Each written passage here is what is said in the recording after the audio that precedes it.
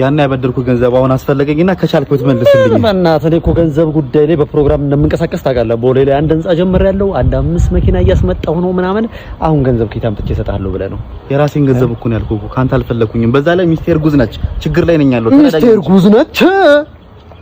ኪስ ባዶ ሆኖ ሚስት ላይ መንጠልጠል በራሱ ምን አይነት ደካማ ወንድ እንደሆንክ የሚያሳይ ነገር ነው ማለት ነው። ወንድ ልጅ አይደለህም እንዴ? አመድህን አራግፍ፣ ኪስህን ሞላ አርግ።